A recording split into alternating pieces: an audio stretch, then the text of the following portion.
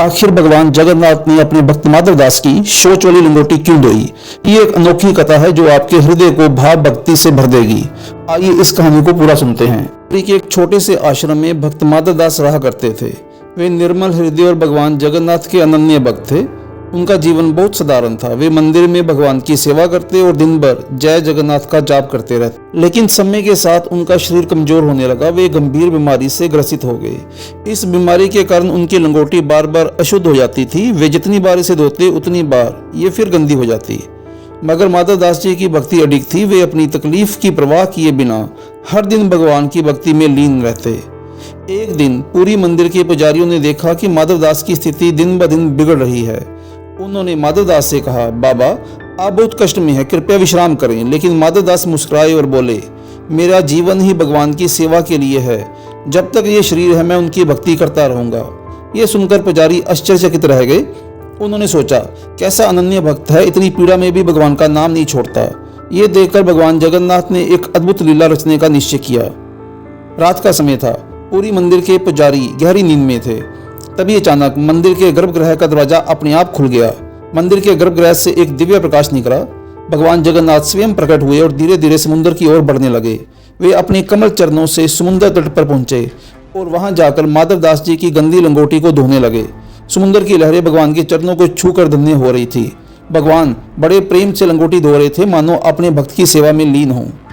सुबह जब मंदिर में पुजारी पहुंचे तो उन्होंने देखा भगवान जगन्नाथ के वस्त्र गीले थे और उनके चरणों पर रेत लगी हुई थी। वे चकित रह गए। ये कैसे हुआ? भगवान तो रात भर मंदिर में होते हैं। उन्होंने तुरंत राजा को इसकी सूचना दी। राजा स्वयं मंदिर पहुंचे और पुजारियों से पूछा, रात भगवान के वस्त्र गीले कैसे हुए? तभी भगवान जगन्नाथ की आकाशवाणी हुई, हे भक्तों, माधव दास मेरा सच्चा प्रेमी है। उसकी सेवा करना ही मेरा कर्तव्य है। इसलिए मैं स्वयं समुद्र में जाकर उसकी लंगोटी धोकर लाया हूँ। ये सुनकर सभी भावविभोर हो गए। भगवान के प्रति उनकी श्रद्धा और भी बढ़ गई। इधर माधव दास जी अपनी कुटिया में ध्यान मगन थे। अचानक एक दिव्य प्रकाश से पूरी कुटिया जगमगा उठी।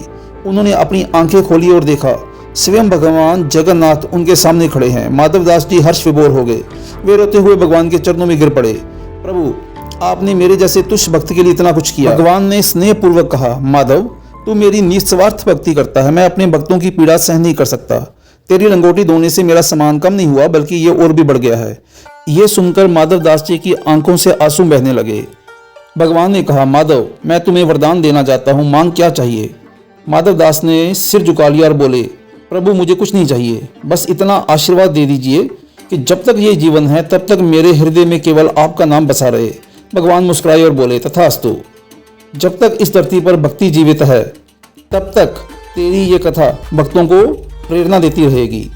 जाते जाते भगवान ने कहा, माधव संसार में बहुत से लोग केवल इच्छाएं पूरी करने के लिए मेरी पूजा करेंगे, लेकिन जो सच्चे हृदय से भक्ति करेगा मैं सदा उनकी रक्षा करूंगा। ये कहकर भगवान प्रकाश में विलीन हो गए। माधव दास जी भावविभोर होकर जय जगन्नाथ का जाप करने लगे।